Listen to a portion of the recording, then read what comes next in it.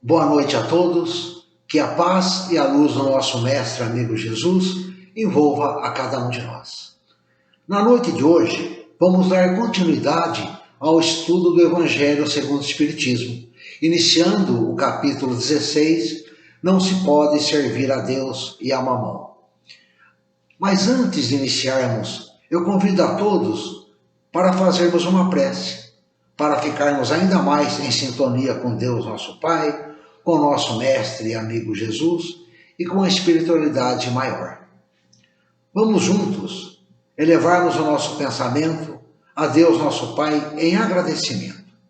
Agradecendo a Deus por mais esse dia de vida que tivemos.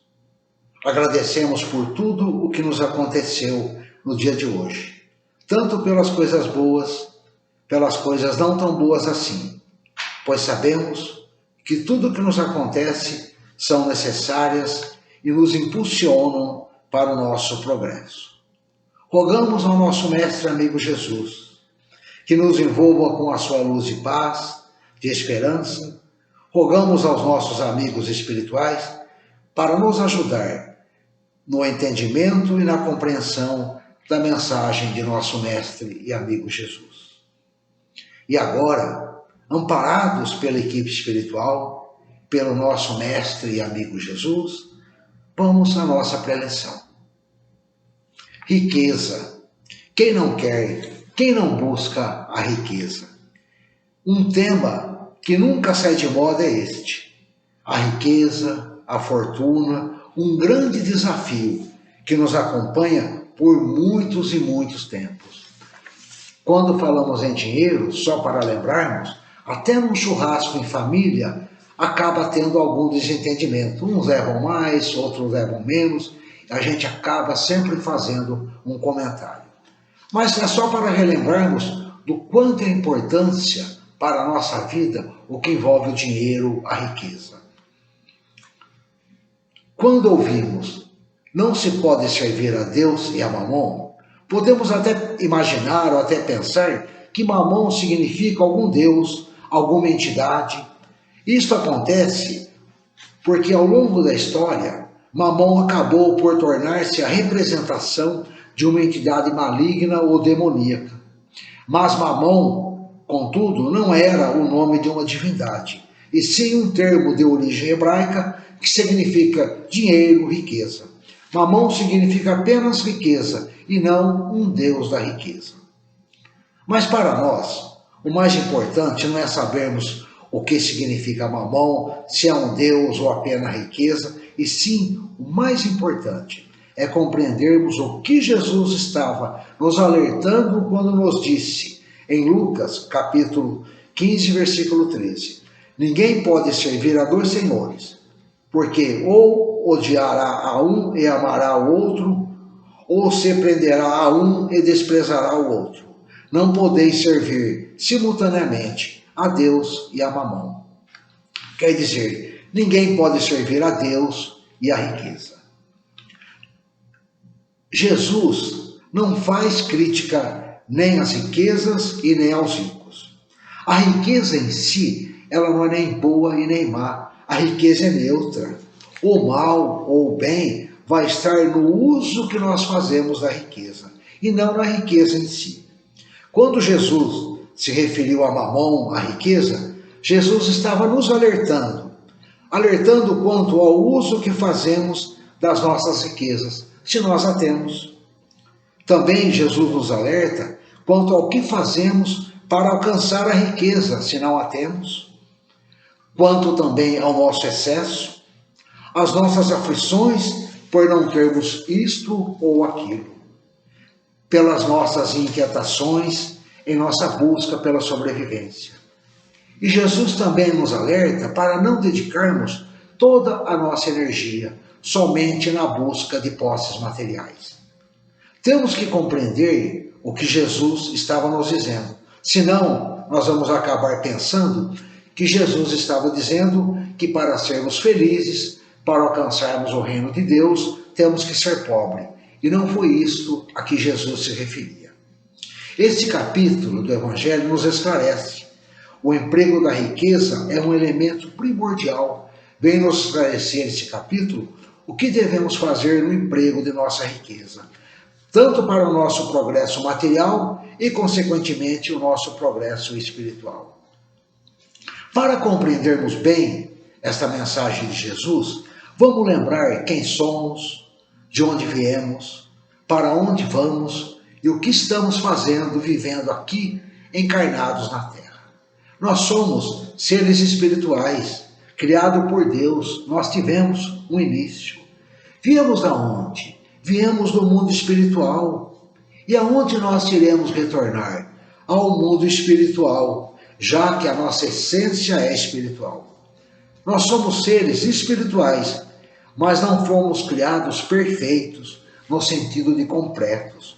Fomos criados imperfeitos, incompletos. Nós nos completamos através da reencarnação. Estamos aqui encarnados, nesse planeta, para aprimorar e adquirir conhecimentos. O que nós estamos realizando agora, podemos ter começado em muitas vidas anteriores, para desenvolver também o material e o espiritual. É para isso que estamos encarnados. E para esse desenvolvimento do material e do espiritual, iremos passar por provas. A riqueza e a pobreza estão incluídos nessas provas. Então nós vamos passar pela pobreza e pela riqueza. A situação de pobreza e riqueza não é eterna. Não é o espírito que é pobre ou rico. O espírito está pobre ou rico nesta encarnação. As provas, tanto da riqueza como da pobreza, nós podemos aprender muito. Muito temos que aprender. Às vezes podemos nos perguntar, o que é que nós vamos aprender com a pobreza? Mas muitas coisas nós podemos fazer. Uma coisa é cuidar do pouco que se tem. Vamos aprender a usar acertadamente os recursos que temos para o nosso sustento. A gente vê isso, né, onde muitas donas de casas fazendo aquela economia quando vai no mercado, quando vai nas compras, porque aquele dinheiro que é pouco tem que durar até o final do mês, tem que ter. Então, usar acertadamente o pouco que temos. Nós podemos também aumentar a capacidade de produzir valores. Como? Nos instruindo, aprendendo uma profissão e por aí afora. Nós temos também, com a pobreza, aprender a viver com simplicidade e moderação, nos adequando com as nossas posses. Não podemos ter uma vida além daquilo que desejávamos. Podemos ir em busca e procurar uma vida melhor, mas enquanto não estivermos, vamos nos adequar com as posses que temos. E com a riqueza? Será que nós aprendemos algumas coisas com a riqueza? A riqueza, apesar de nos encantar aos olhos, não é uma prova fácil de realizar. Não é uma prova fácil de superar. A riqueza é talvez a prova mais difícil que a pobreza. É muito mais fácil fracassarmos na prova da riqueza do que na prova da miséria. Com a riqueza, muito nós temos que aprender. E temos que estar atentos, e muito atentos, porque a riqueza acaba excitando as más paixões. Ela excita o nosso orgulho, a nossa vaidade e, consequentemente, o nosso egoísmo. Jesus nos lembra que os bens materiais estão em função da vida, e não a vida em função dos bens materiais. Devemos obter os bens materiais para viver, e não viver somente para obter os bens materiais. Um lembrete para nós é que tudo que nós podemos comprar com o dinheiro, tudo que é vendido, nós podemos dizer que é barato, pois basta nós termos dinheiro para ir lá e comprarmos. Diferente dos valores morais, não basta termos posses, não estão à venda, os valores morais não estão à venda. Eles terão que ser conquistados um a um, através do esforço e do trabalho que nós vamos dedicar. O dinheiro é necessário sim, mas não é tudo. Sabemos que o dinheiro é necessário, é importante, mas não é a única coisa e talvez nem a mais importante para a nossa felicidade. Se nós acreditarmos que a riqueza fosse sinônimo de felicidade, todos os ricos seriam felizes. E não é isso que vemos, né? A gente vê pessoas com muitas posses vivendo numa tristeza, numa angústia, desesperados. Então, a riqueza sozinha não traz felicidades. Ela é um dos fatores, uma das coisas, mas não é a mais importante para a nossa felicidade. Jesus nos orienta em muitas ocasiões sobre isso. Jesus nos diz que nós devemos manter o equilíbrio entre o material e o espiritual. É assim que nós devemos viver, buscando esse equilíbrio entre as nossas posses materiais e a nossa busca pelo espiritual, pela moral. A nossa busca e o emprego que fazemos em nossas posses não deve ser em detrimento de nossa busca material. Não adianta nada nós buscarmos a riqueza e acabar deixando de lado a nossa vida espiritual. É um conjunto de coisas. Não podemos ir em busca de um e deixar o outro de lado, principalmente em busca do dinheiro, em detrimento da vida espiritual. Vamos ver algumas recomendações de Jesus. E uma das recomendações de Jesus é quando perguntam a Jesus se deve ou não pagar impostos a César. E Jesus responde, de uma maneira muito sábia: dai a César o que é de César e a Deus o que é de Deus. Essa recomendação perante a riqueza é a responsabilidade moral e material. Outra vez foi quando dois irmãos se aproximam de Jesus e pedem para ajudá-los a dividir a herança. Jesus diz assim, acautelai-vos e guardai-vos da avareza, porque a vida de uma pessoa não consiste nos bens que ela possui. A nossa vida não consiste nos bens que possuímos. Essa recomendação é sobre a nossa avareza. Temos muitas outras, mas vamos falar da recomendação que está nesse capítulo de hoje. Não se pode servir a Deus e a mamão. Nós vamos encontrar esta recomendação em 3 evangelistas. Em Mateus está no capítulo 19, versículo 16 a 24. Em Lucas, no capítulo 18, versículo 18 a 25. E em Marcos, no capítulo 10, versículo de 15 a 25. E a mensagem diz assim: então aproximou-se deles um mancebo e disse: bom mestre, que devo fazer para adquirir a vida eterna? Respondeu-lhe Jesus: por que me chamais bom? Bom só Deus o é. Se queres entrar na vida, guarda os mandamentos. E aí vem a dúvida do mancebo, Que mandamentos? Retrucou o mancebo. Disse Jesus: não matarás, não cometerás adultério, não furtarás, não darás falso testemunho, honra teu pai e a tua mãe e ama teu próximo como a ti mesmo. O moço lhe replicou: tenho guardado todos esses mandamentos desde que cheguei à mocidade. Que é então que ainda me falta? Disse-lhe Jesus: se queres ser perfeito, vai, vende tudo o que tens, dá aos pobres e terás um tesouro no céu. Depois vem e segue-me. Ouvindo essas palavras, o moço se foi todo tristonho, porque possuía grandes haveres. Jesus então disse a seus discípulos: digo-vos em verdade, que é bem difícil é que um rico entre no reino dos céus. Ainda uma vez vos digo, é mais fácil um camelo passar pelo buraco de uma agulha do que um rico entrar no reino dos céus. O jovem era uma pessoa boa, seguia os 10 mandamentos. Agora, seguir os 10 mandamentos, esta recomendação de Jesus, é o mínimo que nós podemos fazer. O mínimo que é exigido de nós é seguir os mandamentos da lei de Deus. Agora, se nós quisermos ir além, vamos relembrar o que Jesus disse ao jovem, né? Vende tudo que tem e segue-me. Recomendação, o desapego da riqueza.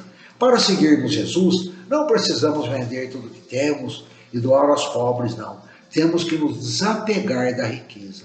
Não deixar a riqueza determinar a nossa vida. Aí nós vamos dar um passo além.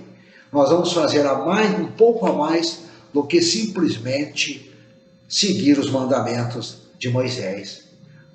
Vamos avançar um pouco mais em nosso progresso, usando a riqueza também em favor dos outros. E às vezes nós podemos até pensar assim: bom, eu não sou rico, então essas recomendações não são para mim. Jesus está falando da riqueza, eu sou pobre, mas quando nós pensamos assim, estamos enganados. As recomendações de Jesus são para cada um de nós. Foram passadas por Jesus há mais de 2000 anos, mas servem para os nossos dias atuais, para cada um de nós, para essa etapa de nossa vida, para esses dias. Se somos ricos, se não somos tão ricos assim, ou mesmo se tivermos pouca posse.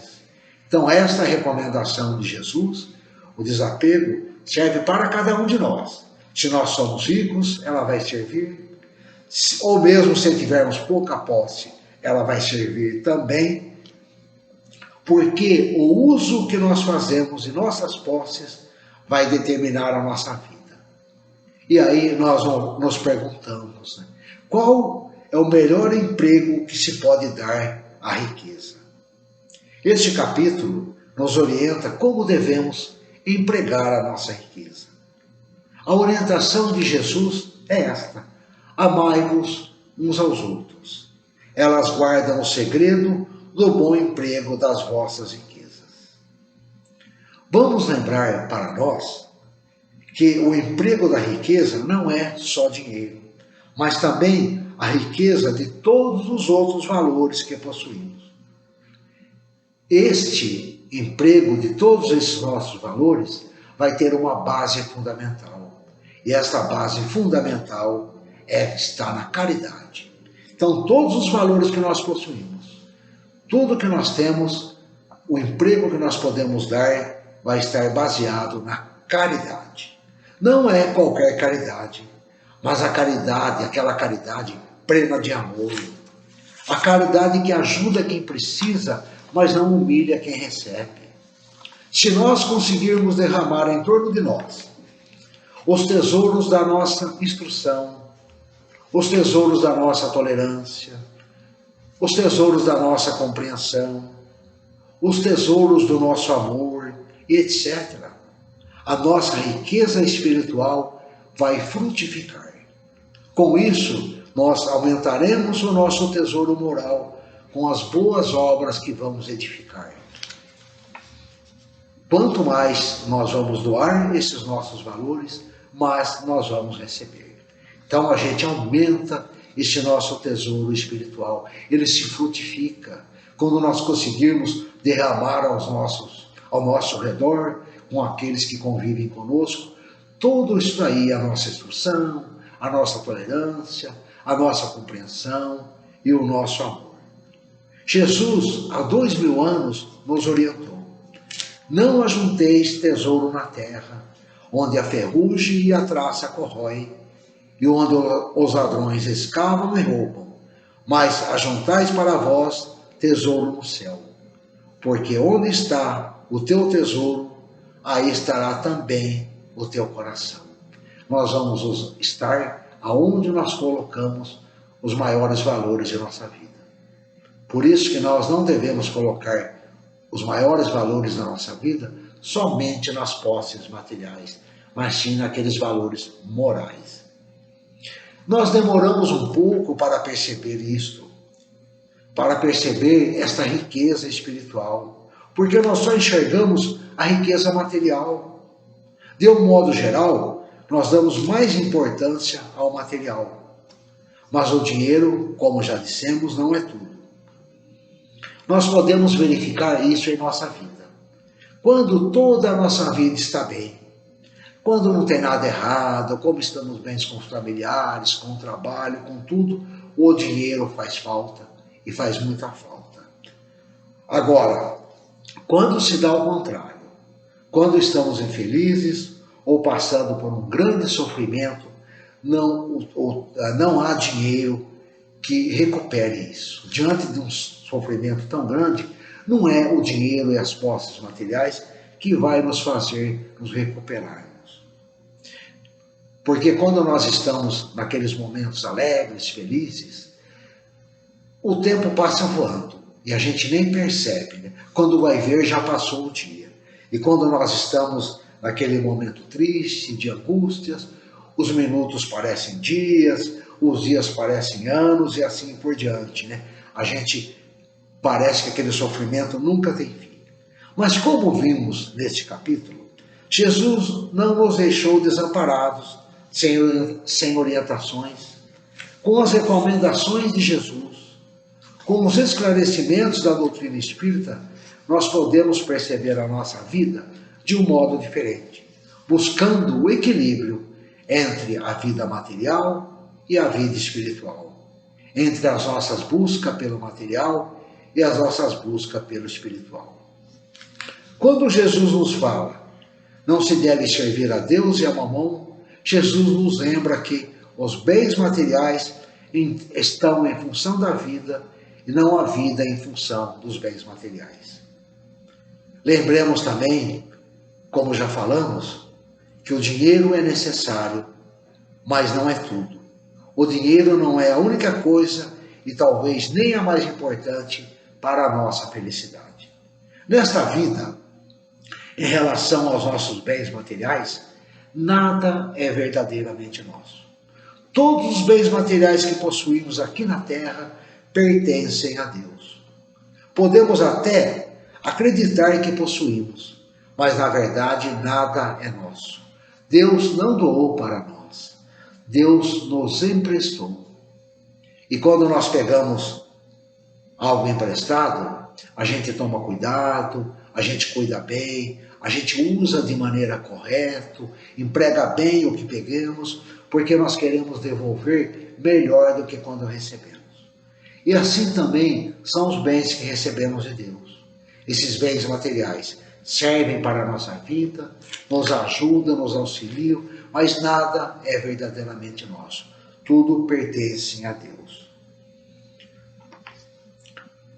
A mensagem para do nosso mestre amigo Jesus, para a nossa reflexão na noite de hoje, é que a nossa felicidade não vai estar nem na riqueza e nem na pobreza. Não importa se somos ricos ou se somos pobres. O que vai importar para a nossa felicidade é como vamos conviver com cada uma dessas situações, tanto da riqueza como da pobreza. Essa é a mensagem da noite de hoje. Como vamos conviver com a riqueza ou com a pobreza quando estamos nessa situação? Esta é a mensagem de nosso mestre e amigo Jesus. E para encerrarmos esse nosso encontro, eu convido a todos a fazermos uma vibração. Apesar de estarmos separados fisicamente, podemos nos unir num só pensamento. Elevemos os nossos pensamentos a Deus, nosso Pai, ao nosso mestre amigo Jesus, aos nossos amigos espirituais, e rogamos para que nos auxilie nesse propósito de auxiliar através de nossos pensamentos e de nossas vontades. Com toda a nossa força, com toda a nossa vontade, com todo o nosso desejo de ajudar, vibremos por todos aqueles que se encontram doentes, seja em hospitais ou em seus lares, ou mesmo aqueles que se sentem abandonados.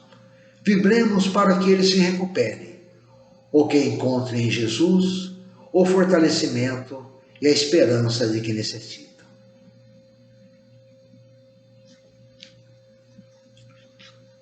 Vamos vibrar pelos nossos lares. Pensemos em Jesus entrando em nossa residência e envolvendo cada um de nossos familiares.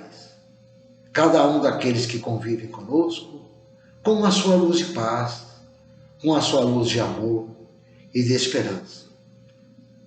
E vamos nos imaginar, nós, ao lado de cada um, dando um abraço com muita ternura, com muita paz.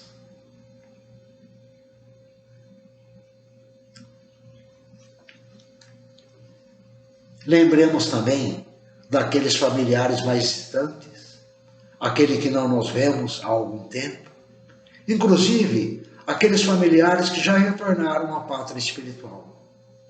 E da mesma forma, pensemos em Jesus envolvendo cada um deles com a sua luz de paz, de amor, de esperança, e nós ali ao lado.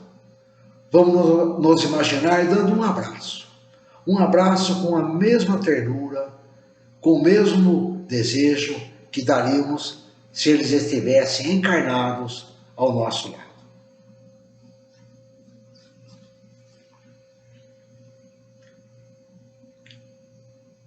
Mestre e amigo Jesus, cada um de nós trazemos em particular em nosso coração uma pessoa a quem desejamos ajudar. Vamos pensar nesta pessoa e vamos nos imaginar levando até o nosso mestre amigo Jesus e vamos entregar em seus braços. Temos toda a certeza, toda a confiança que nesse momento Jesus recebe em seus braços esta pessoa. Por isso mesmo, mestre e amigo Jesus, muito teríamos a pedir por ela, mas nós não vamos pedir nada, porque sabemos que ela está recebendo de ti, nesse momento, tudo o que ela necessita para o seu restabelecimento, mesmo que ainda não compreendemos como ela está recebendo.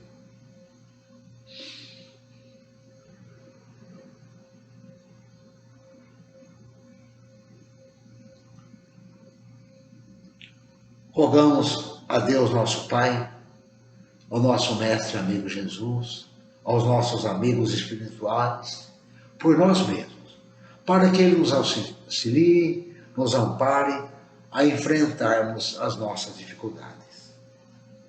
Graças a Deus. Eu agradeço a todos pela atenção e muito obrigado.